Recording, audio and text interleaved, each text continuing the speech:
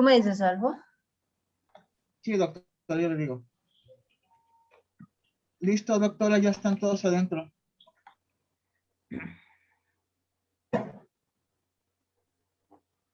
Muy buenas noches a todos. ¿Ahí me escucho? Sí, ¿verdad? Sí. Buenas noches a todos los que se están conectando. Gracias por estar aquí con nosotros. El día de hoy vamos a comenzar con los síndromes neurooftalmológicos. El día de hoy nos acompaña la doctora Ami Reyes Hernández. Ella es oftalmóloga, se formó aquí en oftalmología neurológica en el Instituto Nacional de Neurología y Neurocirugía y actualmente está ejerciendo ya en su país de origen, que es Honduras. Vamos a tener la plática con ella. Ella nos va a explicar algunos síndromes neurooftalmológicos muy puntuales y al finalizar vamos a tener una pequeña mesa redonda en donde nos va a acompañar el doctor Gerson Andino. Él también se formó aquí en México, aunque efectivamente también es de Honduras. Él tiene una subespecialidad en neurología endocrinológica y tiene además una alta especialidad en enfermedades del metabolismo. Esto en el Instituto Nacional de Ciencias, Salvador Subirán. Entonces sería una participación muy importante la que vamos a tener con él. Vamos a comenzar el día de hoy con la doctora Ami Reyes. Si quiere, doctora, empezar a compartir su pantalla.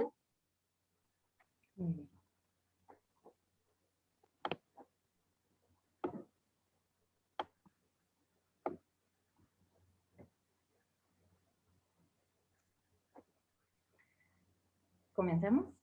Así es. Comenzamos. Muchas gracias. Okay. Pues hola, buenas noches. Muy honrada por la invitación y contenta de compartirles el tema de esta noche que es síndromes clínicos neurooftalmológicos. Y el objetivo de esta noche, vamos a ver estos 7 tópicos. Vamos a ver neuropatía óptica tóxica alimentaria, atrofia óptica, edema de papila, neuropatía óptica compresiva, pseudotumor cerebral y trastornos del quiasma óptico. El objetivo de esta charla es que si entra a su consulta un paciente que esté cursando con alguno de estos 7 tópicos, usted tenga la habilidad desde esta primer consulta de poder darle a este paciente un diagnóstico sindrómico y de esta manera una sospecha diagnóstica bastante acertada y que al comenzar su marcha diagnóstica, la serie de exámenes que tiene que realizar sean adecuados para llegar a un diagnóstico de manera más rápida. Entonces, en esta charla no vamos a hacer mucho énfasis en el tratamiento, sino que va a ser algo más de diagnóstico. ¿Cómo diagnostico un síndrome clínico neurooftalmológico? Y vamos a comenzar con la neuropatía óptica tóxica o alimentaria. En algunos de estos tópicos vamos a ver un poquito de la fisiopatología, porque entendiéndola vamos a comprender por qué se dan los signos y síntomas en cada una de estas. Entonces, en la neuropatía óptica tóxica o alimentaria, tenemos una disfunción mitocondrial que puede ser por un agente exógeno, cuando es una situación por tóxicos, que puede ser por insuficiencia de sustrato, cuando es un déficit alimentario, o que puede ser por proteínas anormales, como en las neuropatías hereditarias. Estas 3 causas se pueden englobar todas como neuropatías mitocondriales, ya que todas van a causar cierta disfunción mitocondrial. Y vamos a repasar un poquito el papel de la mitocondria. Y aunque parezca aburrido, si me siguen, es bien interesante. Tenemos que recordar un poco qué es la fosforilación oxidativa, que es el proceso a través del cual se produce el ATP. Se da en la membrana interna de la mitocondria y tenemos estas 4 subunidades de polipéptidos. A través de ellas se van dando reacciones de oxidación-reducción, se van intercambiando electrones para al final tener un gradiente electroquímico a través del cual el ADP se va a convertir en ATP. Y este proceso se da en cada fibra nerviosa de la retina. Entonces, si yo tengo un daño, como tenemos aquí en este bosquejo, por ejemplo, el etambutol, que me puede afectar a nivel del complejo 1, a nivel del complejo 4, tiene doble formas de hacer daño el etambutol o el metanol, que es a través del complejo 4. Si yo tengo alguna alteración por un agente tóxico, por déficit de sustrato o por algo, o por una proteína anormal, voy a tener alteración en esta cadena respiratoria. Por lo tanto, no voy a tener una buena producción de ATP. Y les recuerdo, se da en todas las fibras de la retina. Pero, ¿qué es lo que hace especial o qué es lo que hace vulnerable a las papilomacular? Y son dos situaciones. Número uno, estas fibras tienen una alta demanda metabólica, diferentes al resto, y son las fibras más cortas. ¿Qué importancia tiene que sean cortas? Que los subproductos de la fosforilación, como los radicales libres, van a acumularse más rápidamente en esta fibra corta y por lo tanto va a haber como el flujo, porque como no tenemos ATP para liberar y para sacar esos desechos, se van a ir acumulando y entonces se convierte como en un círculo vicioso y esta fibra corta se va a dañar entonces mucho más rápido porque se van a acumular estos subproductos de la fosforilación más rápido que en las fibras largas. Y esta es la razón por qué en las neuropatías mitocondriales el déficit o la alteración se da específicamente, exquisitamente en el haz papilomacular. Eso nos va a explicar la clínica, porque lo principal o la clínica de una neuropatía mitocondrial es el defecto campimétrico con un escotoma central o secocentral. Ahora ya saben explicado por qué, por esta alteración en el haz papilomacular. Vamos a tener una baja visual gradual. Obviamente esto es en las crónicas, muy paulatinamente, a veces tan paulatinamente que el paciente no se da cuenta hasta que hasta en etapas finales cuando realmente ya hay algo que no puede hacer en su diario vivir, pero es algo que va muy gradual.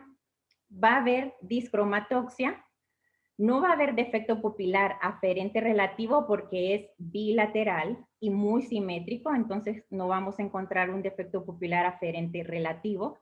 La atrofia va a ser sectorial, por lo que ya vimos, va a ser más en el lado temporal de la papila y va a ser una pérdida visual gradual, no dolorosa. Este es como el esquema o la clínica de cómo diagnostico una neuropatía óptica mitocondrial. Esto es lo que voy a encontrar en el consultorio. Otra cosa interesante es que aunque podamos definir el escotoma central con el Amsler, cuando hagamos la campimetría por confrontación, el paciente, la periferia la va a tener preservada generalmente. Y por eso estos pacientes tienen bajas visuales muy grandes de 20-100, 20-200, porque el escotoma pues no les permite leer la cartilla de Amsler, pero si les permitimos como hacer una búsqueda con la periferia, probablemente puedan llegar un poco más abajo en la cartilla. Si es en una situación aguda, que realmente esto solo se da por causa del metanol o el etilenglicol, la baja visual va a ser de forma más abrupta, aguda.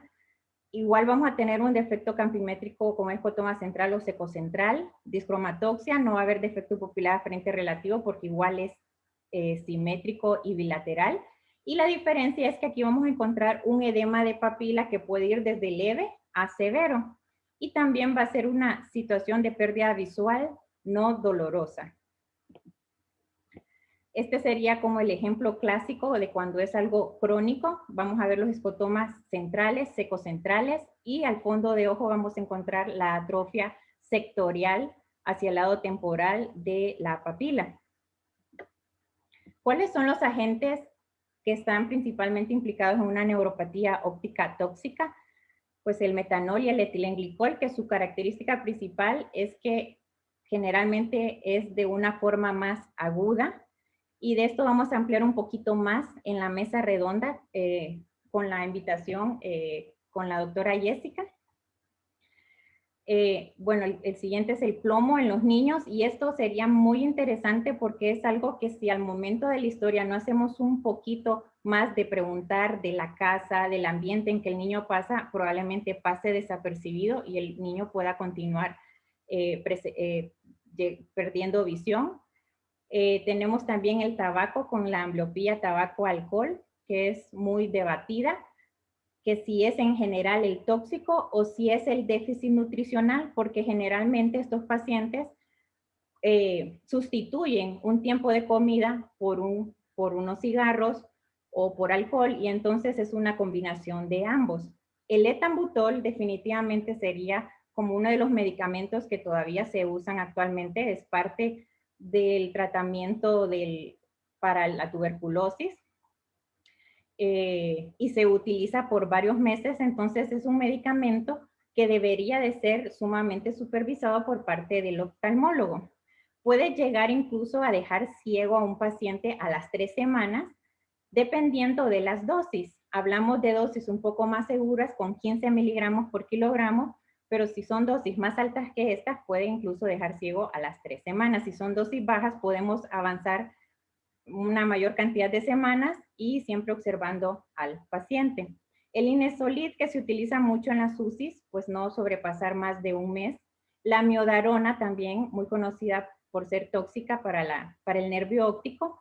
Y lo interesante de la miodarona es que son pacientes que tienen problemas cardíacos, obviamente. Entonces, cuando nos encontramos frente a este paciente, definir si es una neuritis óptica isquémica anterior o si es toxicidad por amiodarona, porque imagínense que si es la toxicidad por amiodarona, nos confundimos en el diagnóstico y decimos que es una neuritis isquémica, el paciente va a continuar con su amiodarona, va a continuar perdiendo visión, y entonces ahí no estamos ayudando al paciente. La ciprofloxacina, que es algo muy común, de uso muy común, pero si el paciente tiene problemas hepáticos o abuso de alcohol, sí se han reportado casos de neuropatía óptica tóxica. Y por último, pues las drogas antineoplásicas. En cuanto al diagnóstico, por los datos clínicos que ya les di, finalmente es una neuropatía óptica bilateral, paulatina, no dolorosa.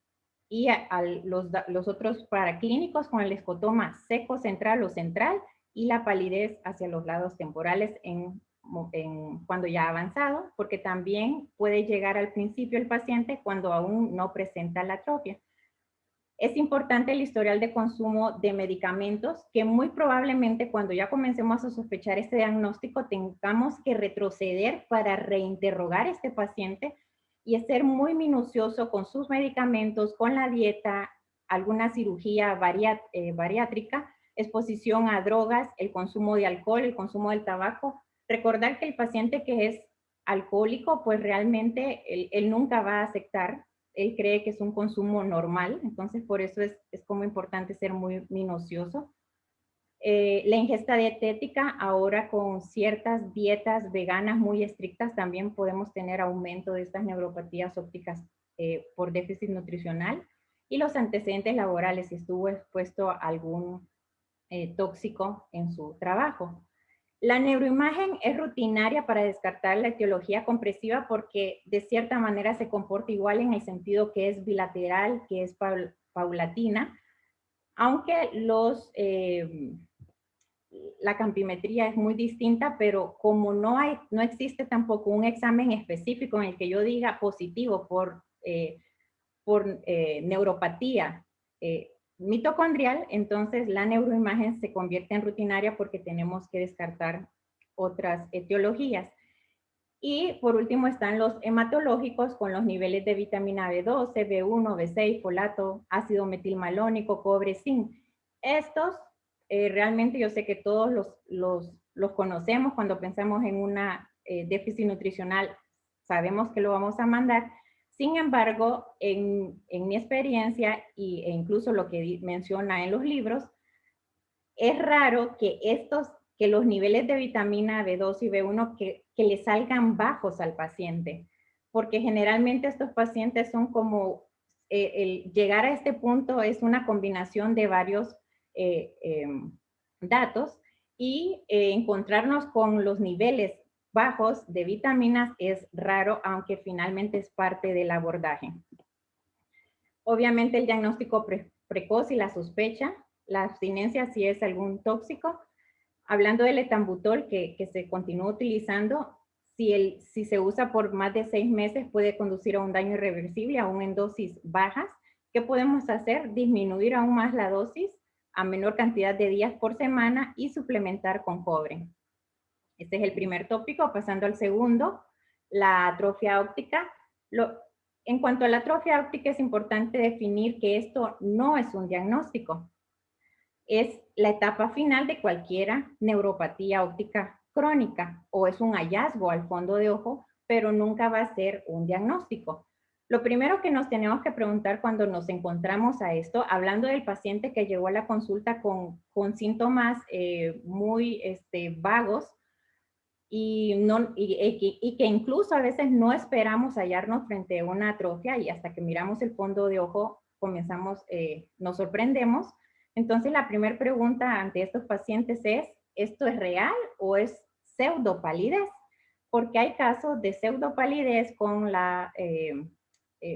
cuando el paciente tiene lente intraocular o en las atrofias peripapilares también se puede ver cierta pseudopalidez. Entonces lo primero es definir, ¿es real? Y cómo buscando los datos de disfunción del nervio óptico, ver cómo está la agudeza visual, ver si hay defectos campimétricos, grado de discromatoxia, si es asimétrica, ver si hay defecto pupilar aferente relativo, y bueno, finalmente también un OCT que nos puede ayudar a definir si hay pérdida sectorial en esta atrofia.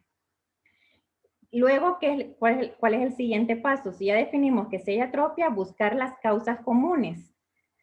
En mayores de 50 años y con riesgos cardiometabólicos, lo primero que debemos pensar si es una neuritis óptica isquémica anterior no arterítica, o sea que si es el resultado de una neuritis que ya tuvo y el día de mañana van a continuar hablando de este síndromico.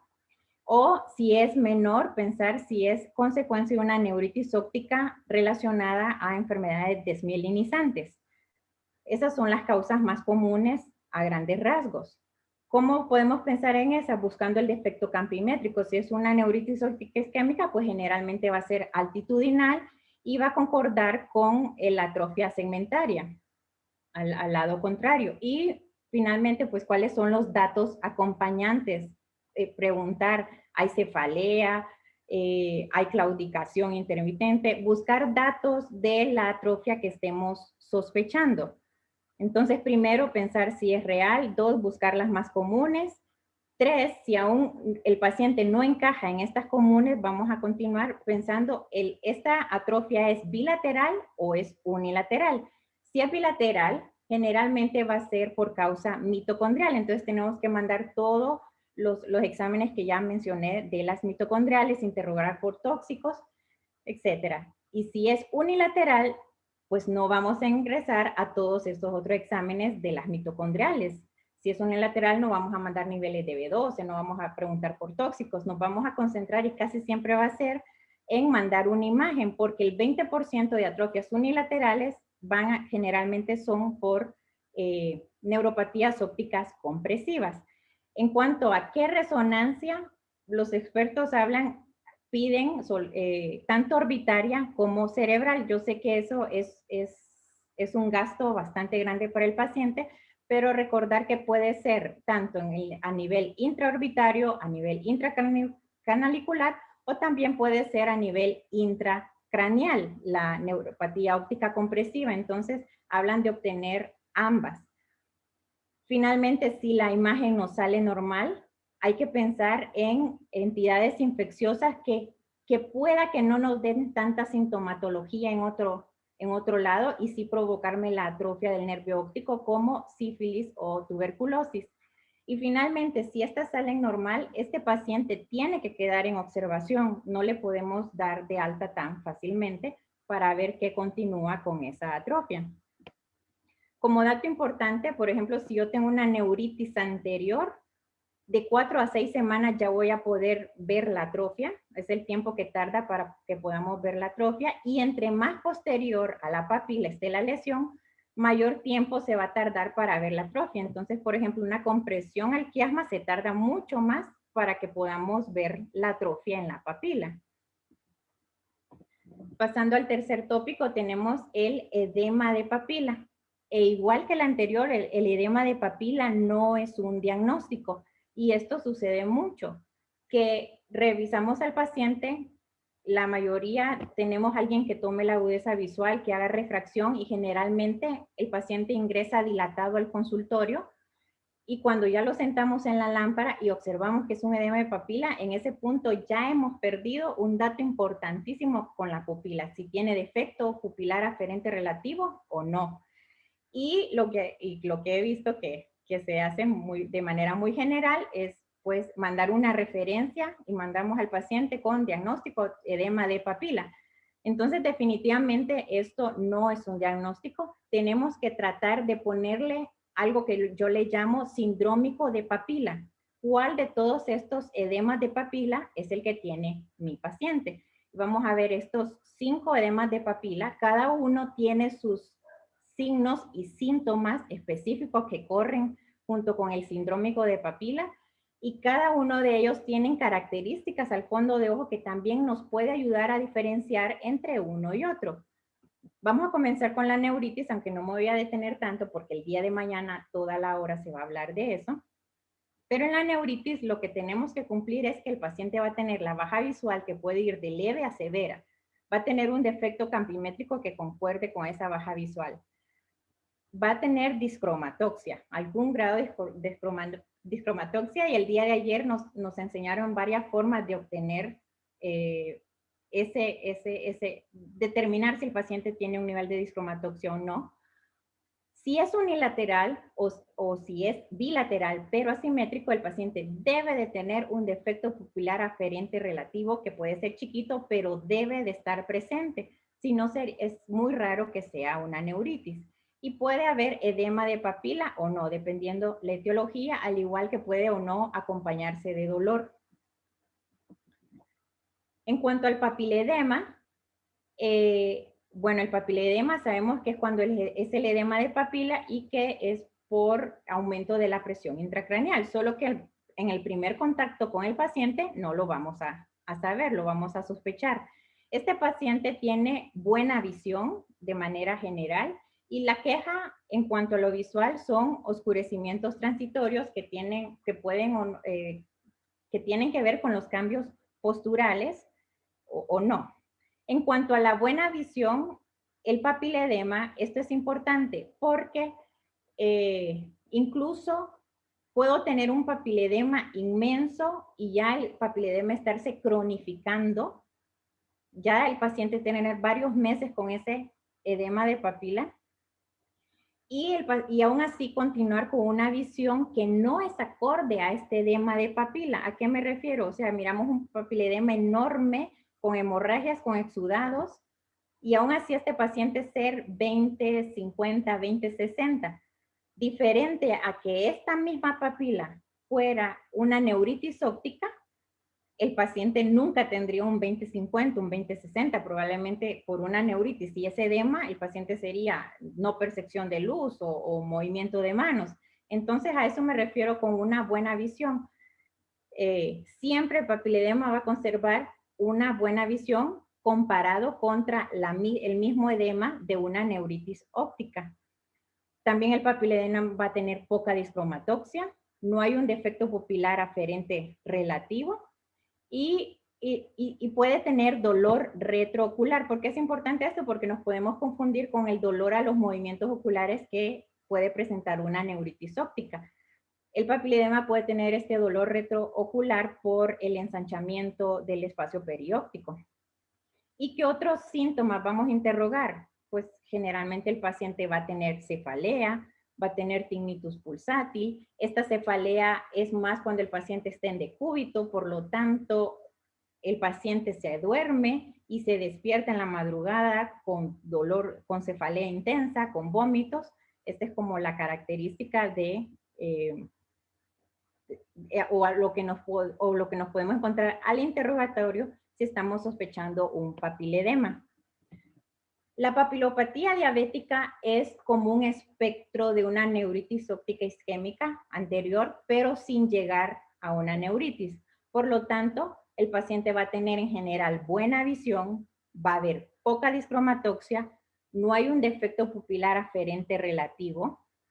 Y bueno, en cuanto al edema de papila, este tiene la característica que es muy hiperémico, porque los vasitos que están en la superficie de la papila están dilatados, están como telangiectásicos y van a tener un orden alrededor de la papila, porque también los tenemos que diferenciar de los neovasos, que los neovasos no tienen un orden y es aquello más desordenado, obviamente crecen también hacia el vitrio, si mandamos una fluorangiografía van a fugar más rápidamente. Bueno, y la otra característica, pues que no tiene dolor. Puede o no estar presente la retinopatía diabética o el edema macular. No necesariamente puede ser el resto del fondo normal y el paciente solo tener la papilopatía diabética. ¿Esto cuánto va a tardar en reabsorberse, en quitarse de forma normal? En 2 a 10 meses. En cuanto a la papiloflebitis, el paciente también va a tener buena visión, poca discromatoxia, tanto en la papiloflebitis como en la papilopatía diabética. En la campimetría lo que podemos tener es leve depresión y un aumento de mancha ciega. No hay defecto pupilar aferente en la papiloflebitis y esta generalmente es unilateral, así que el buscar el defecto pupilar aferente relativo es muy importante. Y el edema de papila va a ser un poco similar a la obstrucción de vena central de la retina, pero sin llegar a todo el resto del fondo, del tercio medio de la retina, sin llegar hasta ahí las hemorragias, porque solo se queda en la papila, pero los vasos o las venas se van a ver como que si fuera una obstrucción de vena central de la retina, ya que de todos modos es como un espectro de la papiloflebitis. ¿Qué otra cosa? Pues tampoco va a haber dolor. Eso en cuanto al edema de papila. Y el último, que no lo puse en diapositiva, estaba titulado como una papilitis. ¿A qué me refiero? Son aquellas edemas de papila que acompañan inflamaciones del polo posterior, como en una uveitis del polo posterior. Miramos la papila que está edematosa, pero no llega a tener datos de disfunción del nervio óptico, o sea, no llega a formar como una neuritis óptica, y entonces esto lo describo como una papilitis. Pasando al otro tópico, vamos a hablar ahora de la neuropatía óptica compresiva. Y vamos a iniciar hablando un poquito de la fisiopatología, porque sucede algo interesante. Siempre que tengo una compresión al nervio óptico, va a haber una etapa en que se va a desmielinizar, pero incluso con la compresión se puede volver a remielinizar.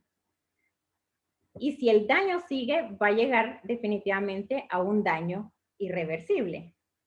Entonces, ¿qué es lo importante de la fisiopatología de la neuropatía óptica compresiva? Por eso interesa, por eso urge descomprimir, quitar la lesión, ya sea a nivel de quiasma o a nivel de nervio óptico, porque entre más rápido, más opciones hay de que el paciente pueda regresar la visión. Por eso tenemos estos casos dramáticos donde el paciente incluso puede estar ciego o con su defecto bitemporal muy denso, muy marcado, y al retirar la lesión, al disminuir la lesión, ya sea quirúrgicamente o con medicamentos, al paciente le regresa la visión de manera muy notoria. ¿Por qué? Por esta fisiopatología en que primero comienza desmielinizándose, incluso se vuelve a remielinizar, porque para llegar a un daño irreversible tiene que estar la compresión muy constante y llegar a un daño de los axones.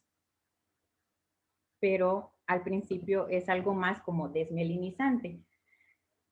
Hablando de la neuropatía óptica compresiva, puede ser a nivel intraorbital o intracanalicular. La pérdida visual va a ser lentamente progresiva. Generalmente es unilateral, es raro que tengamos un defecto compresivo a ambos lados, puede existir, pero lo típico es que sea unilateral, por lo tanto vamos a tener un defecto pupilar aferente relativo, voy a tener un defecto campimétrico monocular y obviamente voy a tener un déficit de discromatoxia. ¿Qué más tendría que buscar por una neuropatía óptica compresiva intraorbital? Signos de enfermedad orbitaria. Podemos tener edema de párpados, podemos tener el fenómeno de lick-lag, podemos tener retracción palpebral, proptosis, y obviamente eso clínicamente nos ubica en una neuropatía óptica compresiva a nivel intraorbital. A nivel intracanalicular pudiera ser un poquito más difícil el diagnóstico porque el espacio en el canal óptico es bien reducido y cuando comienza una lesión, el paciente va a tener datos de disfunción del nervio más antes, rápidamente. Probablemente el fondo de ojo sea normal al principio, porque de aquí que llegue la atrofia desde el canalículo hasta la papila va a tardar un tiempo. Y esta parte es importante porque si el paciente no tuviera signos de enfermedad orbitaria, la imagen que debemos de pedir tenemos que solicitarla que los canalículos sean bien revisados, que sean cortes finos. ¿Cómo vamos a encontrar el fondo de ojo? Lo que ya les comentaba, puede ser con edema de papila si la lesión está más cerca de la papila. Puede ser normal si está en una fase muy temprana o puede ser atrófico si es lentamente progresiva y el paciente no lo ha notado y nos llega en una fase ya avanzada. Cuando nos llega en esta fase avanzada y atrófica, generalmente va acompañada de vasos octociliares, que son canales que ya están ahí desde el nacimiento, pero al disminuir el flujo venoso se dilatan y se hacen evidentes. Pueden haber pliegues coroideos. Tanto los vasos octociliares como los pliegues coroideos, pues no es que sean patognomónicos de esta enfermedad. Los vasos octociliares, cualquier situación que me disminuya el flujo venoso, los puede dilatar y puede volverse visibles, como la obstrucción de vena central de la retina crónica, como un glaucoma crónico, como un papiledema crónico. Bueno. En cuanto el meningioma de la vaina del nervio óptico, que es de los más representativos cuando hablamos de neuropatía óptica compresiva en órbita, tiene una triada clásica que es la pérdida visual lentamente progresiva, la atrofia del nervio óptico y los vasos octociliares. Cuando nos encontramos esta triada, muy probablemente este paciente tiene un meningioma. ¿En quiénes es más común los meningiomas? Es en las mujeres, en la edad media de la vida. Aún así pueden haber meningiomas en niños o en adultos y por eso el sindrómico cuenta. O sea, si el paciente cumple con las características para pensar en algo, aunque esté fuera de la epidemiología, siempre lo debemos de sospechar. Y la otra causa común de compresión de neuropatías ópticas compresivas es los gliomas, que pues también es más en niños, pero los gliomas va a ser raro que lo diagnostiquemos a través de una atrofia, o sea, que el paciente nos llegue por la pérdida visual y que lo que encontremos sea una atrofia y que eso nos haga pensar en gliomas. Generalmente los gliomas tienen más clínica florida de órbita, el ojo en proptosis, dificultar a los movimientos oculares, etc. Pasando a los trastornos del quiasma, en cuanto a los trastornos del quiasma, bueno, ya mencioné cuál es la fisiopatología, la importancia de diagnosticarlos rápidamente para aumentar las posibilidades de que este paciente pueda regresar la visión si no está en una etapa muy avanzada esta compresión. Y en cuanto al quiasma, todos sabemos que esta es la imagen típica, el defecto hemianóptico bitemporal, y que nos apunta a un trastorno del quiasma. ¿Qué es lo peligroso de este paciente con esta imagen típica? que hay algunos pacientes que no necesariamente van a llegar al consultorio diciendo que no miran los lados. Probablemente solo digan que sienten que no están viendo igual como lo hacían previamente. Entonces, que le tomemos la agudeza visual y que aún sean 20-20 con esta mitad nasal que todavía está bien, pueda que no tengan discromatoxia y no van a tener un defecto pupilar aferente relativo porque es bilateral. Y entonces para mí esto es como lo peligroso de este caso, que el paciente se nos vaya sin el diagnóstico adecuado y nosotros pensemos que solo necesitaba el cambio de lentes, porque la clínica normal, o sea, o incluso el que hizo el Ichihara puede que lo haga normal, pero si no hizo una campimetría por confrontación, o si no hizo el Ansler, este paciente se va de su consultorio sin el diagnóstico del trastorno del quiasma. Entonces, como el día de ayer enfatizaban, hacer una campimetría por confrontación o hacer el Ansler realmente cuando ya se tiene práctica no lleva más de 1 minuto entre ambos. Y uno se queda más seguro de que al menos no hay un defecto campimétrico evidente. ¿Cuándo debemos sospechar un trastorno del quiasma? Cuando el paciente no está típico como la diapositiva anterior. Entonces vamos a pensar en un trastorno de quiasma en aquellos pacientes que tengan un defecto hemianóptico con solo que sea en un ojo. Obviamente siempre va a ser en ambos ojos, pero dependiendo el campo visual, dependiendo la lateralidad, o sea, si lo que está comprimiendo el quiasma está más hacia la derecha o hacia la izquierda, puede que no sea tan evidente en la campimetría. Entonces, con solo un ojo que me dé esa tendencia que hace un defecto hemianóptico, debemos de pensar, o que respeta la línea vertical, debemos de pensar en un trastorno del quiasma óptico. ¿En quiénes más? En aquellos pacientes que tienen disfunción visual y que tienen alteraciones endocrinológicas, también debemos de pensar en un trastorno del quiasma óptico. Que puede ser por lesiones extrínsecas o intrínsecas. En las extrínsecas, que generalmente van a comprimir, están los adenomas pituitarios, que sería lo más común, los meningiomas paracelar, los craniofaringiomas, más en niños, los aneurismas de la arteria carótida y la dilatación del tercer ventrículo. Y yo sé que la mayoría de los que mencioné aquí ya los conocen, entonces solo voy a hacer énfasis un poquito en la dilatación del tercer ventrículo. Y me voy a retroceder un poco aquí al dibujo. En la dilatación del tercer ventrículo, lo que sucede, el tercer ventrículo está exactamente aquí, atrás del quiasma, donde está el número 4, perdón. Entonces, cuando hay una dilatación y me comienza a comprimir la parte posterior del quiasma, voy a tener un defecto hemianóptico, pero central, porque en la parte posterior van las fibras maculares. En cuanto a lesiones intrínsecas, aunque menos común, pero también el quiasma puede tener inflamaciones que ya sean infecciosas o desmielinizantes. Por ejemplo, la neuromielitis óptica es muy típica de que si algo desmielinizante me afectó el quiasma, pues probablemente sea neuromielitis óptica y no otro tipo de desmielinización. Puedo tener infecciones como tuberculosis, que llegue y me infiltre exactamente el quiasma, o puedo tener neoplasias que pueden ser primarias, como un glioma primario, o puede ser también secundarias y ser metastásicas infiltrativas de manera secundaria.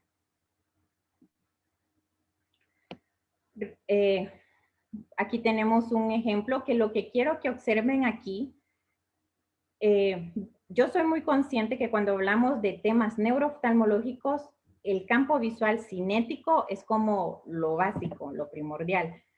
Pero de primera instancia, casi siempre lo que tenemos a mano o lo primero que vamos a pedir antes que un cinético en la consulta diaria será un estático. Y entonces lo que quiero que observen aquí es, por ejemplo, el ojo derecho. Tiene aquí este respeto por la línea vertical, donde 1, 2, 3, tenemos 4 puntitos que están respetando la línea vertical. Si miramos ese patrón, no hay que dejarlo ir. O sea, tal vez lo que seguiría aquí es pedir un cinético, porque en el cinético sí me da el defecto central, que también se puede ver en el otro un poco, y sí me da más esta tendencia a tener un defecto temporal superior. A esto se le llama escotoma de la unión específicamente, y aquí lo tengo en más grande. ¿Se acuerdan? El ojo derecho casi no tiene defecto, apenas comienza a ser algo bitemporal porque la lesión está presionando aquí un poco al centro, pero está más hacia el lado izquierdo, por eso el lado izquierdo sí tiene un escotoma seco central porque está más entre la unión del nervio con el quiasma. ¿Cómo es el fondo de ojo en un trastorno del quiasma? Pues lo podemos encontrar normal, como ya les dije, en las primeras semanas que está comprimiendo el quiasma. Para que llegue la atrofia hasta la papila va a tardar, puede tardar hasta 8 o 10 semanas, o sea, son dos meses y medio para que podamos observar la atrofia clínicamente. Probablemente en un OCT que medamos las células ganglionares, ahí sí pueda comenzar a salir el patrón un tiempo antes. Y también podemos encontrarnos con un aumento de la excavación, y aquí este punto es importante porque existen muchas lesiones del quiasma compresivas y específicamente más macroadenomas hipoficiarios, que el paciente nos llega con la queja de que siente que no está viendo bien, lo examinamos, tiene el defecto bitemporal, pero tal vez no está tan marcado, es 20-20, 8 de 8, pero ya comienza a hacer un aumento de la excavación y lo diagnosticamos como glaucoma, ya sea de tensión normal, si está normal, o si tiene la mala suerte de tener la presión un poquito alta, ya se queda con ese diagnóstico. Entonces es una historia, yo diría a nivel neurooftalmológico, bastante común del paciente que fue diagnosticado como glaucoma. Entonces pensar también en este aumento de la excavación. Por eso cuando diagnosticamos glaucoma, aunque es algo súper común, tiene que cumplir los requisitos para decir que tiene glaucoma, y parte de es importante el campo visual, y en el campo visual vamos a buscar que no tenga ese respeto por el meridiano vertical. Y si el paciente inicia con la atrofia o la compresión, esto solamente al centro del quiasma y aún no tiene todo el quiasma comprimido, vamos a tener una atrofia horizontal, que si sigue comprimiendo se va a convertir en una atrofia total. Otra vez aquí, no tenemos que tener ¿qué es lo que me gustan de estos campos visuales? La otra cosa importante es que al momento de leer los campos visuales, aunque sea por glaucoma, por lo que sea que lo hayamos pedido, la importancia de colocarlos siempre así, como el paciente está mirando. Primero el de la izquierda, después el de la derecha, porque así sí pudiéramos encontrar este patrón bitemporal, que si no lo miramos de esta manera, pudiéramos decir que es parte del que está comenzando a dañar el área de Jerrum y pensar que es algo con glaucoma, y si este paciente tiene el aumento de la excavación, pues se podría quedar con el diagnóstico de glaucoma. Entonces la forma de colocar los campos también es importantísima y deberíamos de acostumbrarnos siempre a ponerlos en ese orden. Casi ya para terminar, tenemos el pseudotumor. Pero antes de hablarles del pseudotumor, voy a hablarles de la hipertensión intracraneal, sin ser idiopática. En general, la hipertensión intracraneal, el síntoma principal va a ser la cefalea. Puede tener dolor de cuello y espalda, también puede quejarse de eso el paciente. Los oscurecimientos transitorios, porque generalmente va a haber papiledema, que estos oscurecimientos transitorios no duran más de 1 minuto. Puede haber diplopía por parálisis de uno o de ambos sextos pares craneales. Puede haber tinnitus pulsátil, náuseas y, bueno, el papiledema. Esto en general es la sintomatología de una hipertensión intracraneal que me puede ser dada por una cantidad de etiologías. Obviamente la primera que pensamos es una lesión ocupativa, pero puede ser infinidad. Ahora bien, ¿cuál es la diferencia con la hipertensión intracraneal idiopática? Y aquí quiero hacer un alto porque al principio, cuando les hablé de mis 7 tópicos, mencioné el pseudotumor. Fíjense que hay algunos autores que dicen que llamarlo pseudotumor no es tan correcto. ¿Por qué? Porque casi siempre cuando decimos que algo es pseudo, nos relajamos y decimos, bueno, no es malo. Y una hipertensión intracraneal idiopática o un pseudotumor nos puede llevar el paciente a la ceguera si no actuamos a tiempo. Entonces, es un término que se está tratando de quitar para quitarnos esa relajación de decir, es pseudotumor, cheque, ya, no tiene tumor, me relajo. No, ¿verdad? Y entonces el término correcto es hipertensión intracraneal idiopática. Incluso antes se hablaba de hipertensión intracraneal benigna y ese término de benigna sí prácticamente ya está en desuso. ¿Cuáles son los criterios? Tiene criterios específicos, los criterios de Dandy-Smith modificados, en el cual el paciente va a tener los síntomas previos, los que ya mencioné, el dolor de cabeza, el tinnitus. Va a tener los signos que puede tener, es el papiledema, la paresia de los sextos, y también puede hablarse de una insuficiencia de divergencia, que casi siempre no es que sea una insuficiencia de divergencia, sino que es la paresia de los sextos cuando va comenzando. Entonces el paciente va a tener mayor ángulo de lejos que de cerca, entonces va a aparecer una insuficiencia de divergencia. Dentro de los criterios también debemos de tener una neuroimagen sin evidencia de ventriculomegalia o de masas, y principalmente o mejor sería una venoresonancia. Y aquí también voy a hacer énfasis en que si estamos pensando que el paciente tiene una hipertensión intracraneal idiopática, es mejor pedir de entrada una venoresonancia. Nos va a servir para dos cosas. Una, descartar que no sea una trombosis de algún seno venoso, que eso pueda que no salga en una resonancia normal, que sea pasado por alto, pero en una venoresonancia no. Y dos, porque parte de unos nuevos criterios, o cuando el paciente no tiene papiledema, ahora está muy en boga revisar la resonancia y ver si ahí tenemos criterios imagenológicos para decir que el paciente tiene hipertensión intracraneal idiopática, que es la silla vacía, el aumento del espacio perióptico alrededor de los nervios ópticos, obviamente, el aplanamiento del globo en su parte posterior, y la estenosis de seno venoso. Entonces, por eso es importante pedir de entrada una venoresonancia en lugar de pedirle una resonancia y después hacer o gastar en otra venoresonancia.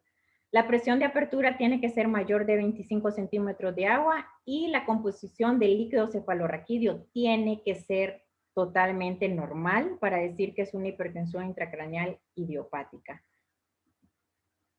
Los grados de Friesen en una hipertensión intracraneal idiopática son importantes para llevar la evolución del caso. Este paciente me está mejorando o me está empeorando. ¿Cómo lo puedo saber clínicamente desde mi consultorio? Anotando los grados de Friesen, que tienen una lógica en su fisiopatología en el cual el nervio se nos va a ir edematizando según el lugar donde tenga más fibras. Por eso comienza superior e inferior el edema, pero ahí en esos polos casi no se mira porque hay muchos vasos, entonces no se puede definir bien el borde del nervio, y por eso casi siempre el edema se comienza a ver cuando ya está agarrando el lado nasal, que comienza antes que el lado temporal. Entonces lleva como ese orden lógico. En el 2 ya tenemos la C completa, en el 3 comienza el oscurecimiento de vasos, en el grado 4 ya no tengo la excavación, y en el grado 5 ya tengo endomo, es algo completo.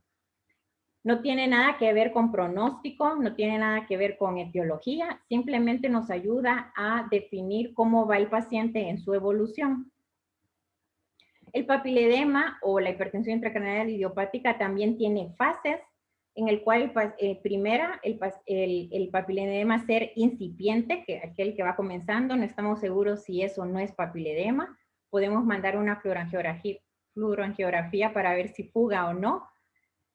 El papiledema establecido, que ese no se nos va, y que el problema con este es confundirlo con alguno de los otros edemas de papila. El papiledema crónico, cuando ya no se mira tan hiperémico aquella papila, ya se va poniendo un poquito más blanquecino, ya va a través de los meses. Y el atrófico, donde el paciente va a llegar a este estado con una papila blanca, con el envainamiento de los vasos y un velamiento una gliosis encima de la papila. Entonces, digamos, si nos llega este paciente ya en atrofia, al ver esos datos podemos pensar que esto comenzó como un papiledema. Bueno, pero antes de llegar a esa atrofia, en la parte crónica, va a tener la gliosis peripapilar, pueden haber vasos octociliares, que ya lo mencioné, y pueden haber cuerpos refractiles en la papila, que son como unas pequeñas drusas, estos puntitos amarillitos, que son exudación lipídica. Esto podría ser, no es patognomónico, pero es algo muy típico de esta cronicidad del edema, que no encontramos en otro edema. Generalmente los otros edemas duran menos. En cuanto a la epidemiología, la hipertensión intracraneal idiopática es más en la tercera década, es más en mujeres y mujeres que tienen un índice de masa corporal de obesidad. Vuelvo a enfatizarles que aún en estas mujeres descartar la trombosis venosa profunda, por lo tanto es mejor pedir una venorresonancia de entrada, aunque sea la típica paciente. ¿Cuál es el tratamiento? Pues depende de la sintomatología y del estatus visual.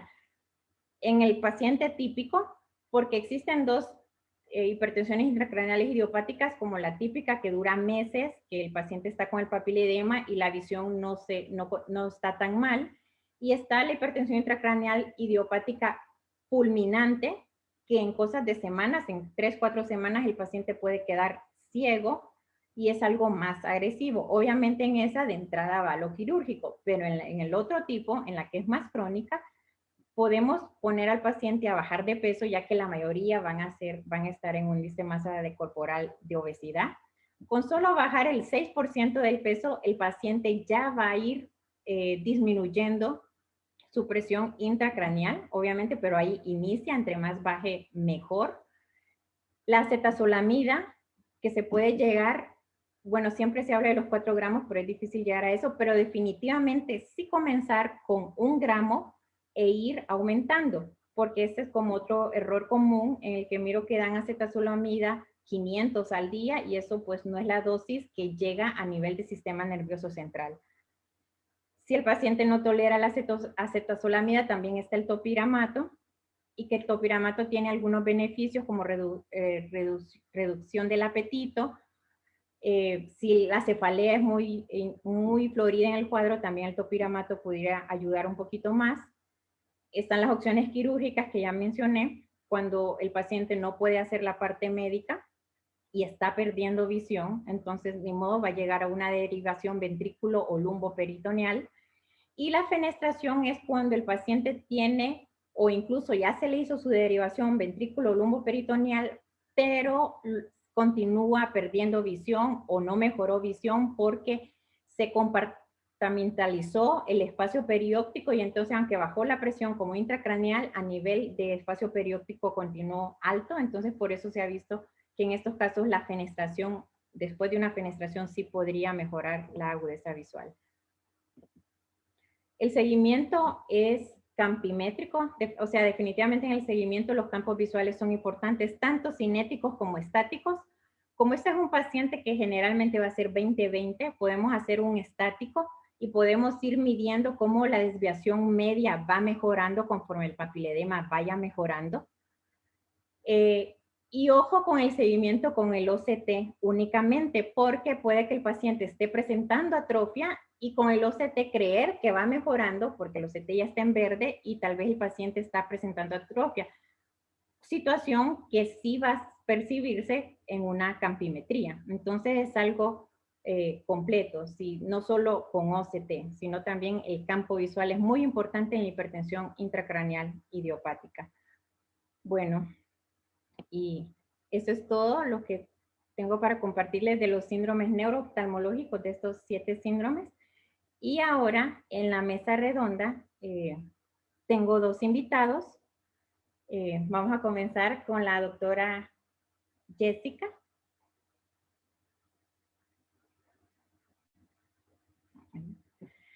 que a la doctora Jessica pensé en invitarla porque ella pues tiene un amplio conocimiento de las neuropatías ópticas tóxicas y como casi no hablé de tratamientos, pero estando en la Ciudad de México o estando en México, hay una muy buena opción conocer esta información que nos va a dar la doctora Jessica. Adelante. Muchas gracias, pues la verdad es que fue una muy buena plática, muy resumidas todas las patologías que mencionaste. No es el caso que yo dé una revisión completa de la neuropatía óptica tóxica, la diste me parece muy bien, sobre todo la parte de la fisiopatología. Entonces, pues yo creo que es nada más puntualizar que el tratamiento de una neuropatía óptica tóxica ahorita no está completamente estandarizado, ni aquí en México, realmente en ninguna parte del mundo. Se utilizan los esteroides porque como tú ya bien lo mencionaste, aquí el gran problema que puede haber es la inflamación. O sea, en general lo que estamos hablando es de que la toxicidad lo que hace es de alguna forma aumentar la parte de la inflamación en las neuronas y están con esta parte de las citocinas muy elevadas, por lo tanto hay que disminuirlas. Y los esteroides pues son la base para tratarlo. Ahora, aquí nosotros lo que estamos haciendo es un protocolo para disminuir cada vez más la inflamación y de esta forma pues ayudarle al paciente no nada más a que no vaya disminuyendo cada vez más su visión, sino que recupere un poco de lo que se pudo haber perdido. Déjame ver, bueno. No voy a dar ninguna plática, solamente quiero compartir esta diapositiva para que podamos ver. Nosotros aquí en el Instituto Nacional de Neurología y Neurocirugía iniciamos un protocolo de tratamiento que es a base de eritropoyetina. La eritropoyetina, como ya todos sabemos, tiene todas las propiedades hematopoyéticas, pero se ha estudiado a nivel mundial, no nada más nosotros, sobre todo en la parte del oriente, se ha estudiado que tiene también propiedades antiapoptóticas. ¿Esto por qué? Es porque, ya de acuerdo a lo que tú ya nos platicaste, en la parte intracelular, se va a modular el metabolismo intracelular y por lo tanto va a disminuir la producción tóxica del óxido nítrico. La eritropoyetina en rasgos muy generales, para que nos quede claro del por qué la importancia de este protocolo, es que nos va a ayudar a disminuir los inhibidores del crecimiento axonal. Eso significa que hay proteínas que no le permiten a las fibras nerviosas volver a regenerarse o volver a disminuir esta inflamación que tienen. Y si nosotros lo que hacemos es, gracias a las proteínas ROA que las estamos activando con la eritropoyetina, al momento de activarlas, estas proteínas ROA van a colapsar, van a disminuir el crecimiento neuronal y cuando se inactivan, que es lo que nosotros estamos buscando, es que nos promueve algo que se llama regeneración axonal. Esto nos está hablando de que no nada más estamos disminuyendo la inflamación, sino que además estamos ayudándoles a que de alguna forma estemos regenerando, estamos haciendo una neuroregeneración de las fibras nerviosas. En general, este es un protocolo que estamos estudiando, o sea que estamos todavía a prueba. Este es nuestro protocolo de tratamiento ahorita en el instituto y a nivel privado y en la fundación en la que yo estoy ahorita. La fundación en la que estamos es la Fundación Mexicana de Toxicología. Es una fundación en donde efectivamente tratamos a los pacientes que están con neuropatía óptica tóxica, pero pues no nada más nos van a llegar los pacientes intoxicados en la parte del nervio óptico. Generalmente un paciente cuando está intoxicado del nervio óptico es porque viene con una intoxicación sistémica muy importante. Entonces trabajamos al lado de los toxicólogos, en donde ellos llevan todo el seguimiento de un paciente sistémico y nos ayudan a, obviamente ya cuando está completamente estable la parte sistémica, valorar si son candidatos al tratamiento previo, que ya les expuse, y de esta forma ayudarle a que se recupere un poco, ¿no? Estos son los teléfonos para quien lo quiera tomar.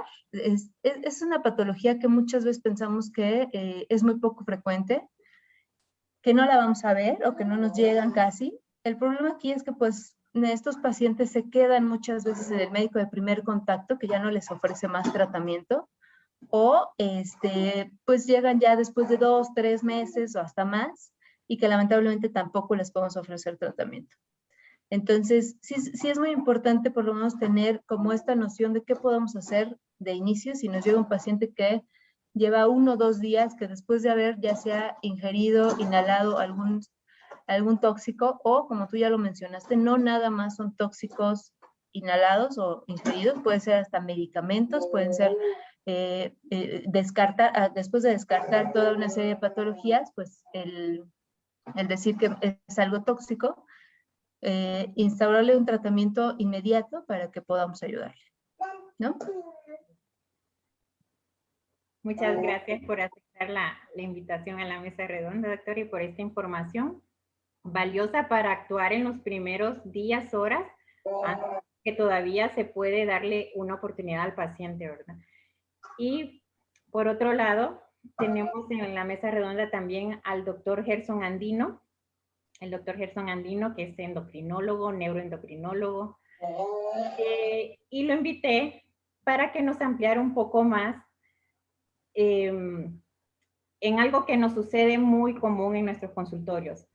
Cuando diagnosticamos al paciente con el síndrome quiasmático, mandamos la imagen, nos llega la imagen, nos sentimos bien en el sentido de que fuimos certeros en el diagnóstico, mal por el paciente, pero ni modo, hay que avanzar y darle una solución, y generalmente lo mandamos al neurocirujano de una sola vez.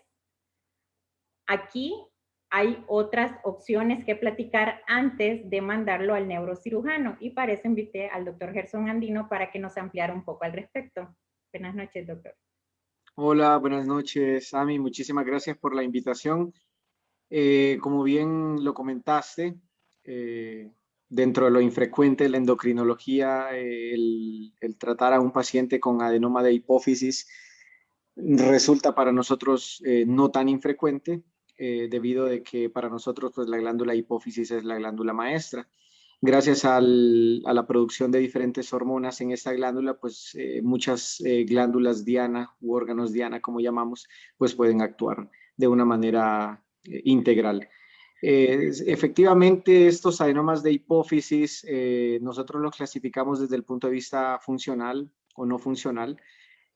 Básicamente esta clasificación radica en si estos adenomas de hipófisis producen exceso de hormona. En este caso pues son adenomas de hipófisis no funcionales, pero también están los adenomas de hipófisis no funcionales que precisamente nosotros generalmente los vamos a encontrar por características clínicas compatibles con efecto de masa. Y entre estas características clínicas por las cuales los pacientes generalmente buscan a un oftalmólogo es precisamente el déficit visual. Realmente, como tú bien lo comentaste, pues el efecto compresivo, una extensión supracelular de estos adenomas de hipófisis, pues pueden afectar lo que es el quiasma óptico, con lo cual, pues definitivamente que el paciente inicia lo que es un compromiso visual y que en muchos casos no se le presta mucha atención, sino que es hasta cuando este déficit visual progresa de una manera muy importante, con lo cual el paciente pues va teniendo lo que es una famosa visión en túnel, va perdiendo, por decir así, los campos visuales laterales, y el paciente pues muestra mucha preocupación. Bajo este contexto es importante recalcar que los adenomas de hipófisis constituyen el 15% de todas las neoplasias intracraneales. Realmente son tumores benignos.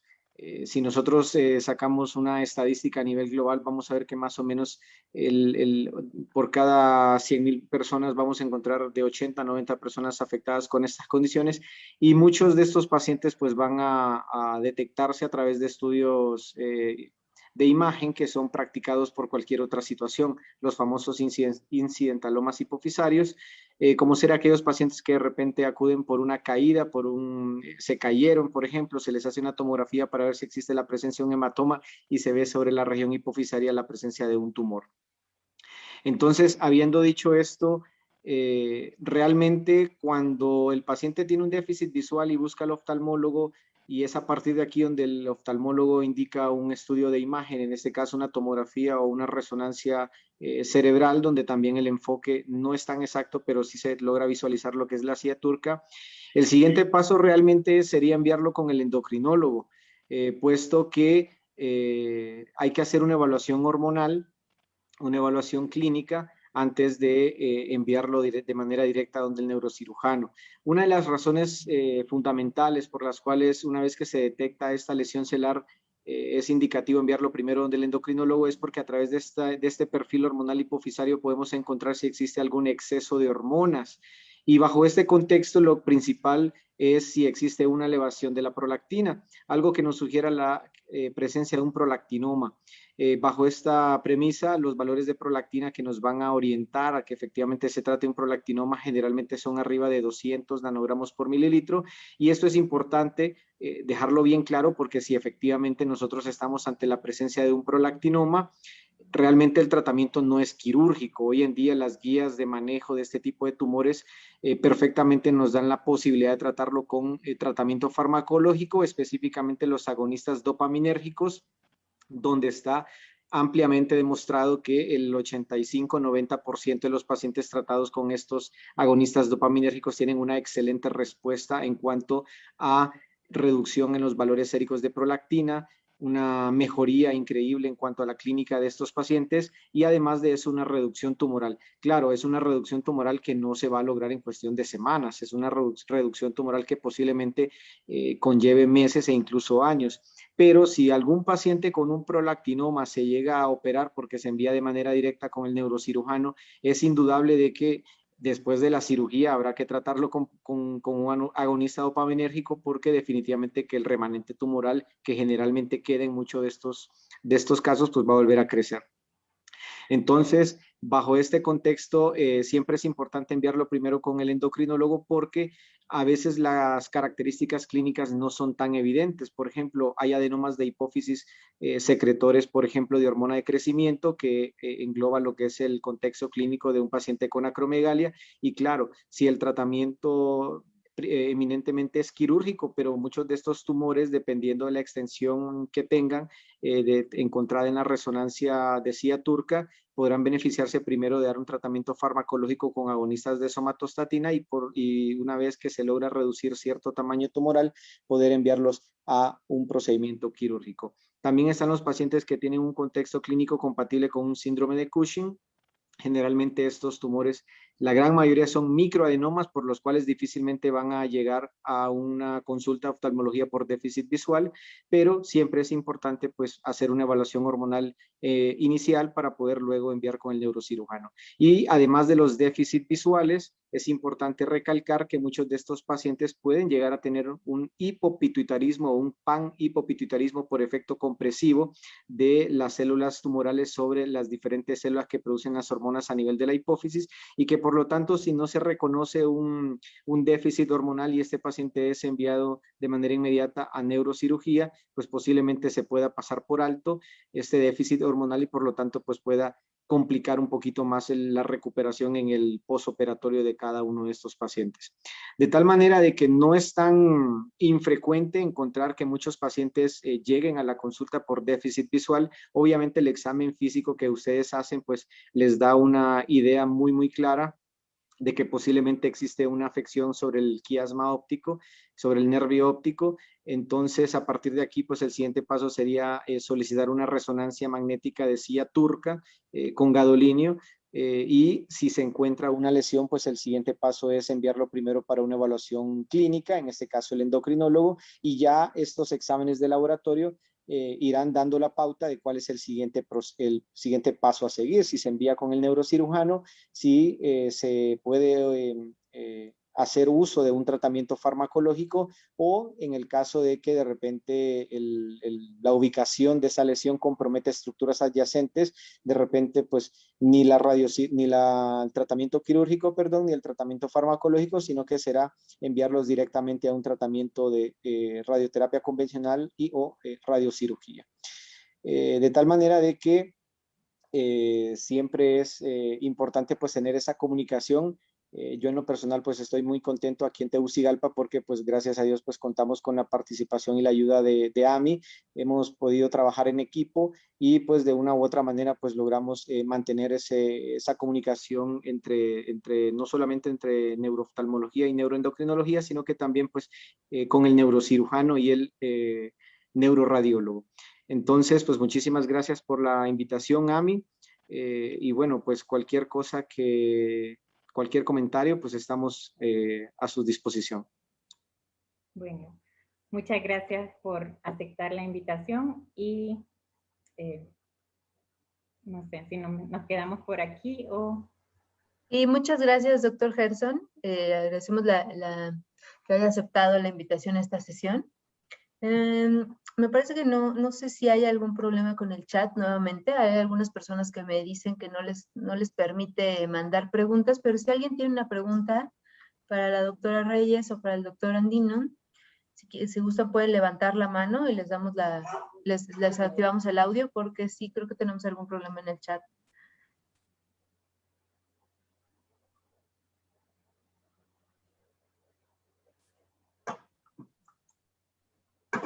Ok, la doctora Ileana Horta.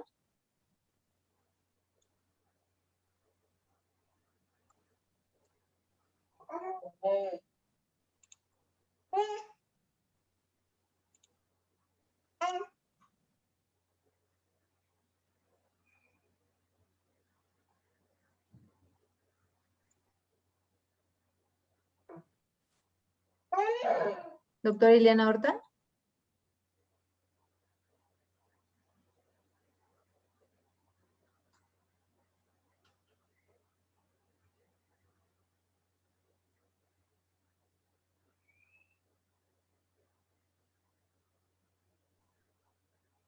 No, creo que no se activa su audio. Le voy a dar la palabra a la doctora Lisbeth Rogel. Doctora Lisbeth.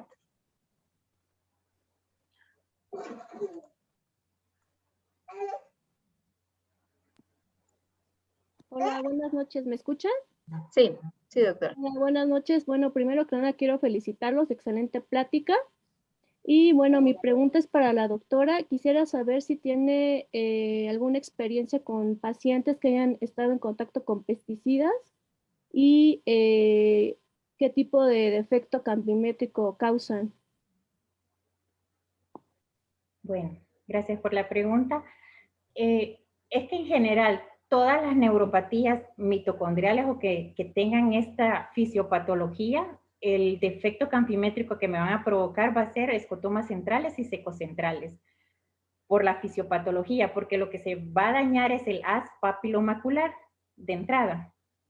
Y el paciente va a ir en este nivel porque como es un escotoma central, lo va a hacer ir a consulta de manera rápida.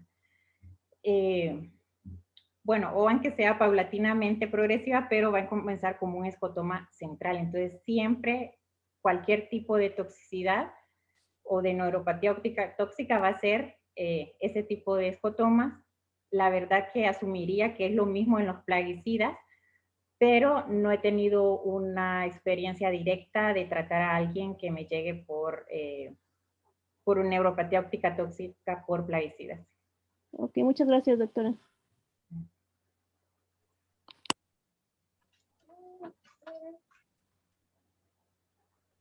La doctora Diana Elizabeth. Le voy a activar su audio.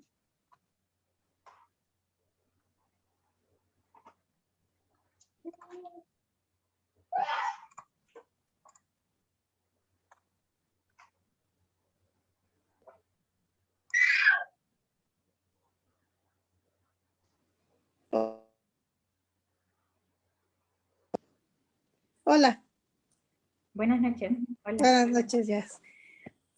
Hace unos días me tocó una paciente con edema ahora sí, de la papila, ambos ojos, pero me llamó la atención las fibras que se veían muy blancas. Ese es en un ojo.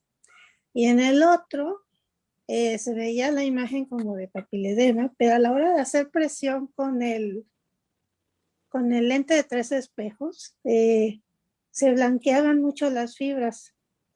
Lamentablemente la paciente pues ya tuvo otras situaciones y ya no la he visto, pero ese signo me llamó mucho la atención. Nunca la había visto. No sé si ustedes lo hayan visto antes. Las fibras de las nerviosas. Ajá, las fibras nerviosas del nervio óptico se veían blancas. Se blanqueaban al hacer presión con el con la lente de 3 espejos.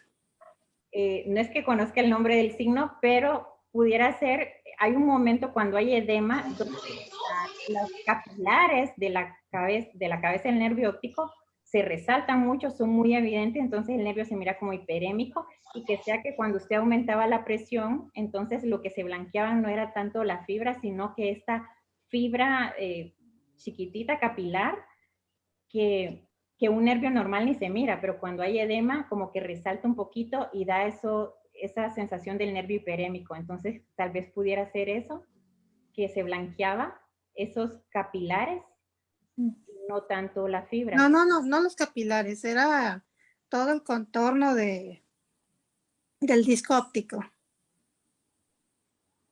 No. Sí, me llamó mucho la atención. Lástima que no lo pude grabar. Entonces, ¿cómo se llama? Me llamó muchísimo la atención ese detalle y pues he querido preguntar qué podía pasar. Y bueno, evidentemente era la presión que uno ejercía con el 3 espejos, pero pues no, sinceramente es la primera vez que lo vi. Gracias, doctora. Gracias.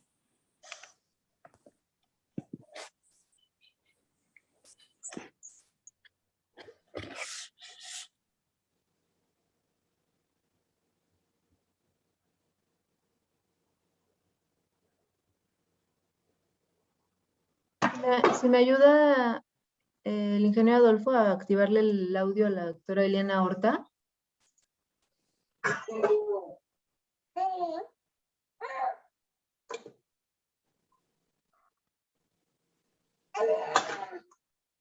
Listo, la doctora ya lo tiene activado, nada más que ella lo prenda.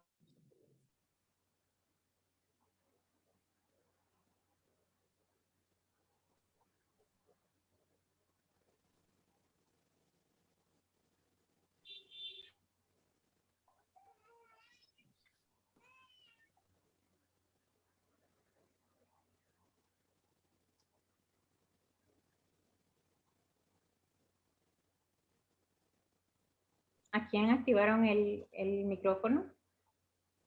Bueno, entonces, si le pudiéramos activar a la doctora Villalón Hernández, que también tiene levantada la mano.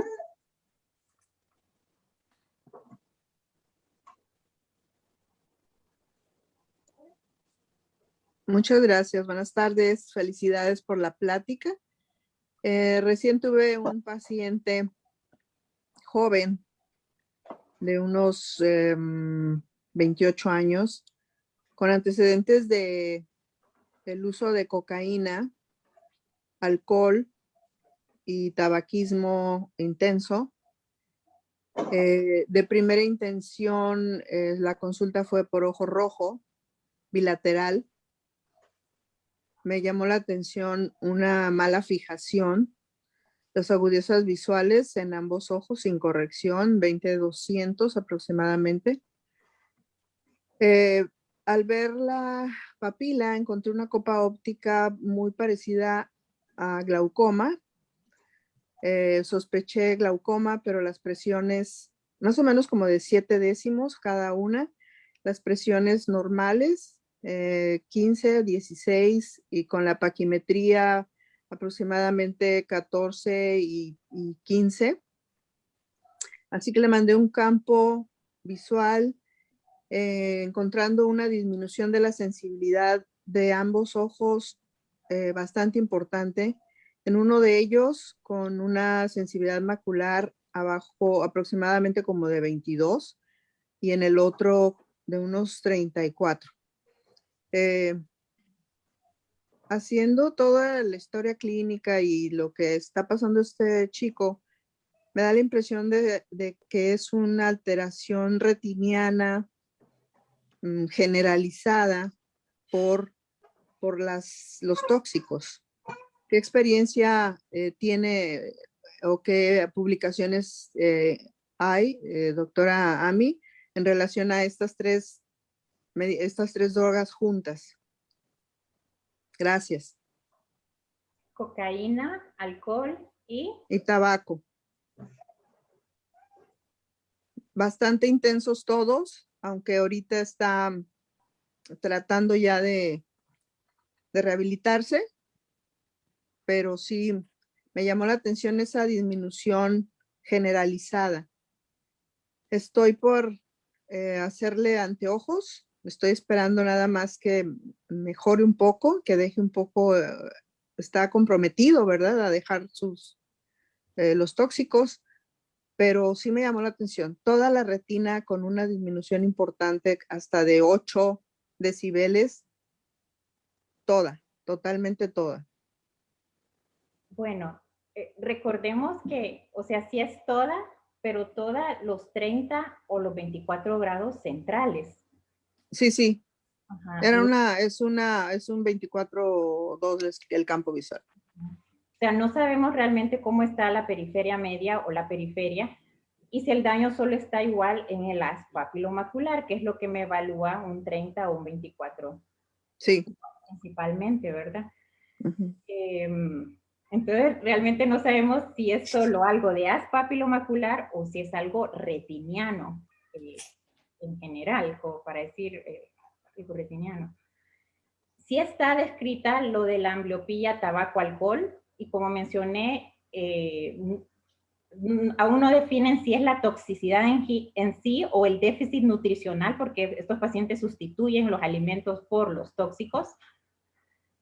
Y en cuanto a la cocaína, yo creo que la cocaína tiene más efectos a nivel de presión arterial, a nivel isquémico, que un efecto tóxico en sí. Pero su pregunta es si una combinación de los tres, ¿qué podría provocar tal cual? No he visto, pero sí le buscaría más a la cocaína por los otros efectos sistémicos y cómo repercuten estos en la perfusión ocular y sumarle los otros dos tóxicos, que eso sí está descrito.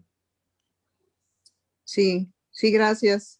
Sí, ahorita estoy en corregirlo, mejora bastante con anteojos, mejora. Mi plan al momento es los suplementos alimenticios, aunque no es una persona desnutrida, tiene buena capacidad económica. Estoy en ese paso, anteojos con filtro amarillo y tratar de que deje poco a poco sus adicciones. Pero sí me llamó la atención. De inicio yo pensé que era un glaucoma porque tenía antecedentes de ojo rojo y usaba gotas, pero a fin de cuentas vi que era nafasolina, nada más, nafasolina y algún vasoconstrictor. Uh-huh. Pero sí me pareció muy interesante, me parece al momento muy interesante. No sé si la doctora Jessica tenga alguna opinión. Sí, doctora, justamente le iba a comentar con respecto a su paciente. Nosotros en el instituto lo que hemos tenido justamente son pacientes que tienen toxicidad múltiple, no nada más por cocaína, tabaco, a veces por tiner o por de esos tóxicos que los pacientes muchas veces, como usted lo indica, juntan sus tóxicos. Y al momento de hacerles un estudio mucho más profundo, en este caso en específico un PET scanner, lo que veíamos era un daño no nada más a nivel de la vía visual anterior, sino que también ya veíamos daño a nivel del occipital. Eso nos habla de que el daño, cuando son tóxicos en conjunto, cuando son múltiples toxicidades, ya no nada más nos está hablando de como usted lo está viendo a nivel retiniano, a nivel de las fibras nerviosas del nervio óptico, sino que ya el daño a nivel occipital pues es difícil de ayudarles. Muy bien, muchísimas gracias. Hasta el momento todo sumamente interesante en todos los días. Muchísimas gracias, saludos desde Tijuana, Baja California. Gracias, doctora. La doctora Tamar Gómez está también levantando la mano, si me ayudan a activarle el audio.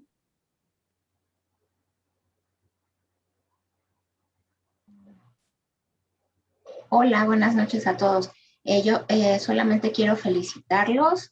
Fue una excelente presentación, una gran capacidad de síntesis a mí. Es un gusto ver también a Gerson. Y respecto del área justamente de los tumores hipoficiarios, en donde convergemos neurocirugía, oftalmología, porque no en todos lados hay neurooftalmólogos, y endocrinología.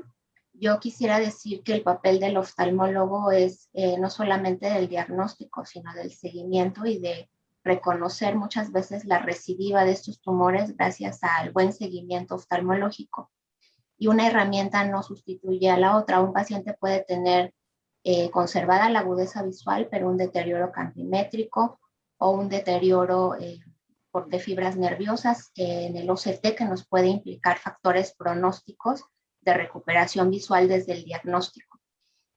Por otro lado, estoy completamente de acuerdo que debemos referir inicialmente al endocrinólogo antes de que al neurocirujano. Incluso en tumores no funcionantes, el endocrinólogo es de gran papel para reponer déficits que el paciente tiene que pueden poner en peligro su vida, que en este momento tal vez no puntualizó por motivos de tiempo el doctor Gerson, pero si un paciente tiene hipocortisolismo o está hipotiroideo y se somete a un procedimiento quirúrgico para quitarle el tumor hipoficiario, incluso puede morir. Y esto en general lo desconoce el oftalmólogo, entonces muchas veces en un intento de que recupere pronto la visión, lo mandan a que se opere muy pronto y eso puede ser catastrófico, entonces es importante tenerlo en cuenta.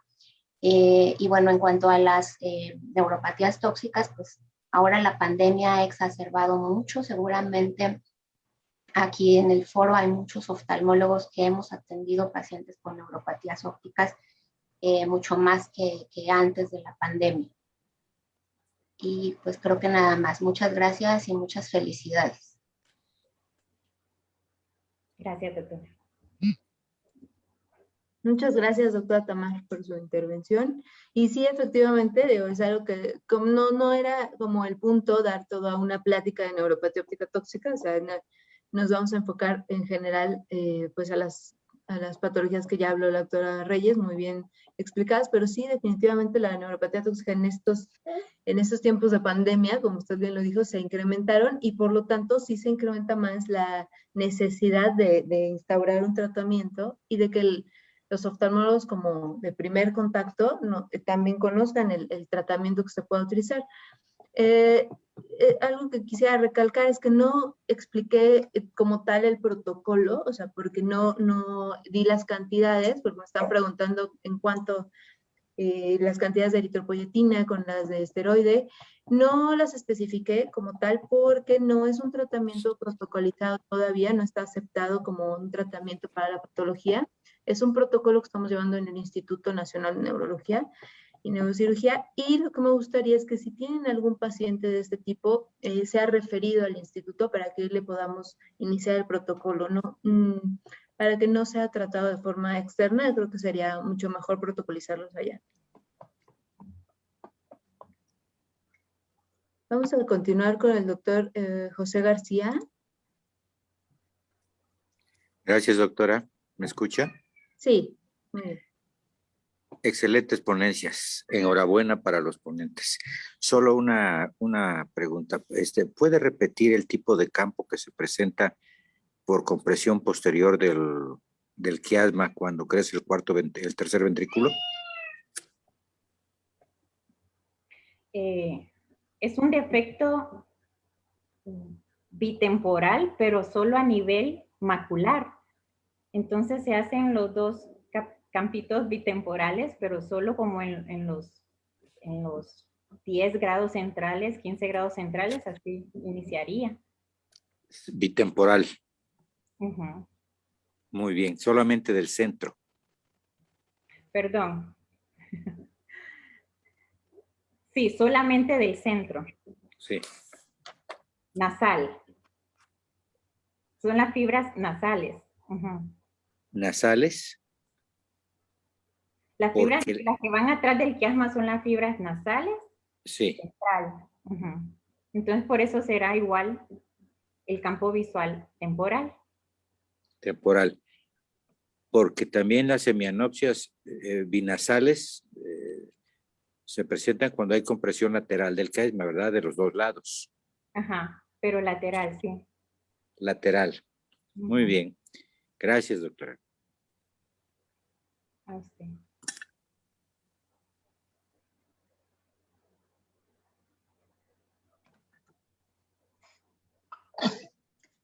La doctora Rosa Esther, si le podemos activar su audio. ¿Sí me escucha? Sí, doctora. Hola, buenas noches. Excelente Bueno. plática, muchas gracias. ¿Podrían ampliar un poco la información sobre la amiodarona? ¿Va en relación al tiempo de exposición o a la dosis que se está manejando, por favor? Definitivamente va en relación a al tiempo de exposición. O sea, si es un periodo muy corto, no podemos pensar en esto. Generalmente inicia a los 8 o 10 meses de que el paciente esté con la dosis de amiodarona, que generalmente es de 150 para arriba. Generalmente va a ser bilateral, porque es tóxico y afecta a ambos. Aún así, esto presenta algo muy atípico, que hay 1/3 de los casos va a ser unilateral, y sería algo extremadamente raro, pero sí existe. Y aquí tenemos que aún diferenciarlo mucho más de la neuropatía óptica isquémica. Eso es como el principal diagnóstico diferencial en este tema. Y en la neuropatía óptica isquémica, recordemos que vamos a ver la atrofia a las 4 o 6 semanas, el paciente ya le habrá bajado el edema y estará comenzando a establecerse la atrofia, diferente a la amiodarona, que va a pasar 2 meses, 3 meses, 4 meses, y la papila continúa como edematosa. Entonces, y obviamente la visión va a continuar bajando. Entonces, no queremos llegar a ese punto en que el paciente nos pase 3 o 4 meses todavía con la toxicidad pensando que es una neuropatía óptica isquémica. Se va a comportar como la clínica que mencioné de una neuropatía óptica isquémica. Lo mismo, la baja visual, la discromatoxia, el escotoma secocentral, no dolorosa, y generalmente va a ser simétrica y bilateral, aunque existen los casos unilaterales en casos muy raros. Muchas gracias. De nada. Muchas gracias, doctora. A la doctora Norma Trujillo.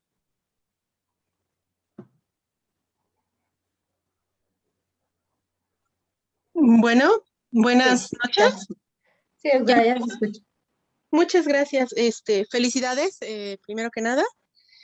Bueno, mi pregunta va principalmente porque hace algún tiempo tuve un paciente que bueno, lo habían reportado como desaparecido. Cuando lo encuentra la familia, resulta que se había quedado atrapado pintando un auto y bueno, estuvo varios días en contacto con solventes.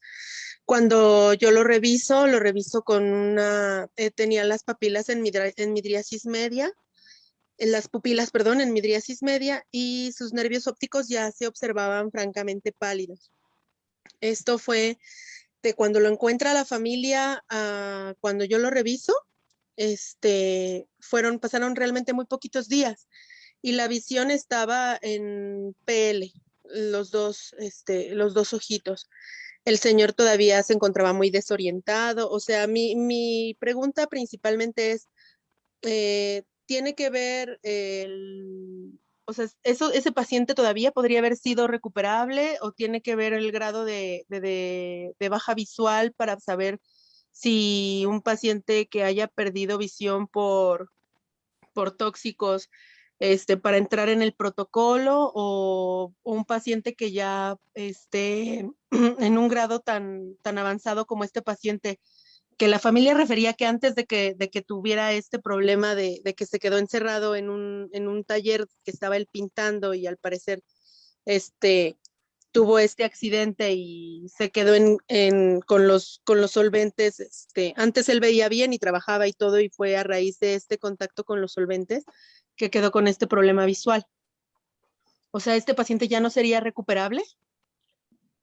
Doctora, nada más me recuerda, por favor, cuánto tiempo, después de cuánto tiempo lo vieron, o sea, ¿cuándo fue la revisión? Fue a los pocos días. O sea, Okay. lo encontraron y a los pocos días lo llevaron a la consulta porque el señor se quejaba de que no veía. Claro. Ok, sí, doctora, es una buena pregunta porque sí, los pacientes en general con cualquier toxicidad, con cualquier neuropatía tóxica, se pueden tratar cuando el cuadro se considere en agudo, y en agudo nos referimos hasta 6 semanas del padecimiento. O sea, entonces quiere decir que las primeras semanas obviamente los primeros días mucho más, pero las primeras semanas son claves para poder iniciar el tratamiento. Y al ser un tratamiento sistémico, nos ayuda mucho que obviamente el paciente tenga poco tiempo, muchas veces internarlo y de esta forma poder tratarlo, no nada más, como ya les mencioné, no nada más la parte que nosotros conocemos, que es la parte de la visión, sino que muy probablemente estos pacientes también ya tienen algún problema a nivel renal o alguna otra parte sistémica que hay que tratarla por completo para poder ayudarles, pero definitivamente sí se puede ayudar hasta las 6 semanas y después pues sería considerar el caso. Ok, pero mientras sea en agudo y tenga pocos días, a pesar de que tuviera una visión de percepción de luz y que tuviera, o sea, bueno, como decían, pues es bilateral, el señor tenía las pupilas en midriasis media, o sea, los dos ojitos estaban francamente afectados. Así es, pero normalmente las neuropatías tóxicas Son bilaterales. Ajá. Pueden ser simétricas Claro. o asimétricas. Y los pacientes que nosotros hemos tratado, le comento rápidamente un caso que llegó un paciente con un franco NPL.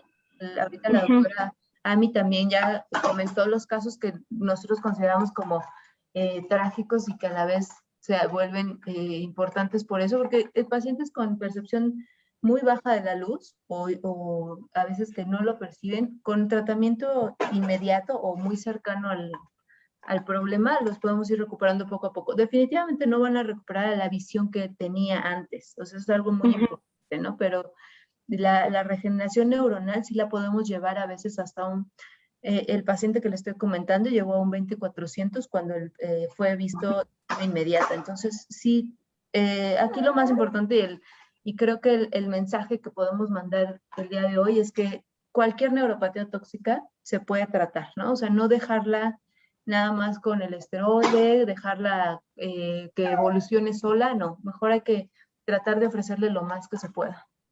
Ok, muchas gracias, doctora. No. La doctora Ileana Horta. A ver si podemos ya reactivar su audio.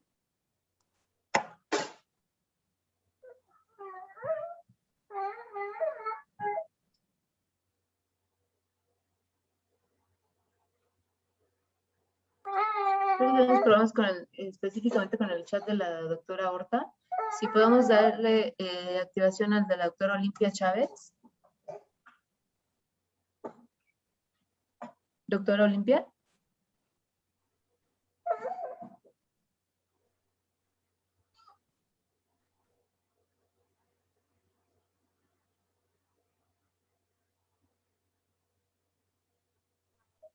O al de la doctora Villalón Hernández.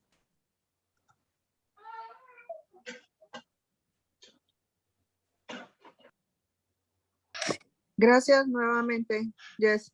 Nada más para preguntar específicamente de cuando se da un tratamiento, sé que está en estudio, pero cuando se da, ¿cómo lo siguen? ¿Lo siguen con la sensibilidad en decibeles? ¿Lo siguen solamente con agudeza visual? Supongo que con un electroretinograma, o ¿qué usan para el seguimiento? Muchas gracias.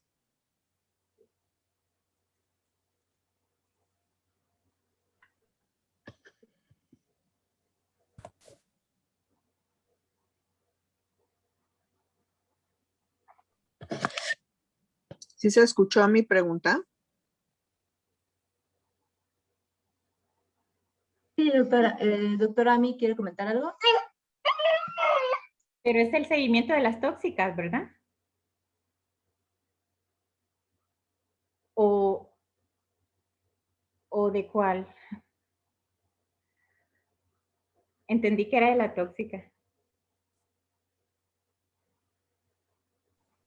Ok, en general en el instituto, si a eso se refería, sí. Depende mucho obviamente de la visión del paciente. Empezamos obviamente con la agudeza visual, la sensibilidad al contraste es muy importante. Muchas veces los pacientes no pueden contestarnos el Ishihara, pero también el campo visual nos ayuda mucho con estímulos más grandes para ir viendo cómo va desarrollando su evolución. No nos basamos en electroretinogramas.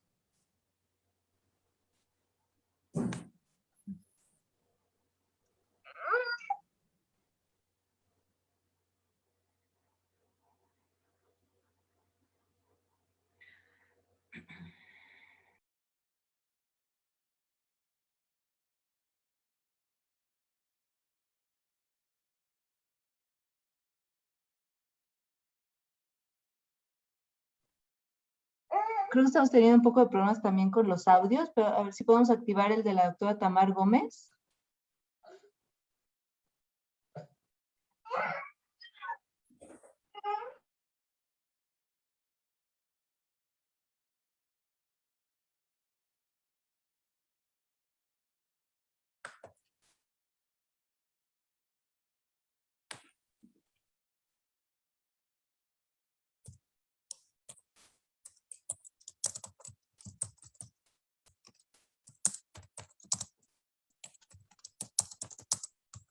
Bueno, creo que definitivamente está un poquito difícil el día de hoy la tecnología. Lo vamos a checar con el ingeniero Adolfo, porque sí está un poco difícil activar los audios.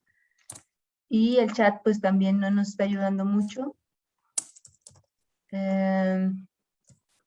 Si gustan pueden mandar las preguntas que tienen al chat y con gusto las podemos ir contestando los ponentes. La doctora Ami la puede contestar, el doctor Gerson si son para él también, le vamos a pedir de favor que nos ayude a contestarlo. Me parece que podemos dar oportunidad a la sesión hoy. Una disculpa muy grande porque creo que hoy sí la tecnología no nos ayudó mucho, tanto para los audios como para el chat. Esperamos verlos el día de mañana a las 8 de la noche. Vamos a tener una plática con la doctora Tamar Gómez. En general vamos a continuar viendo el resto de las neuritis. Es una plática que va a estar muy interesante, 2 invitados también internacionales, para que por favor se conecten. Muchas gracias a todos. Habla a tu papá, pero ya. No. Ya en la casa.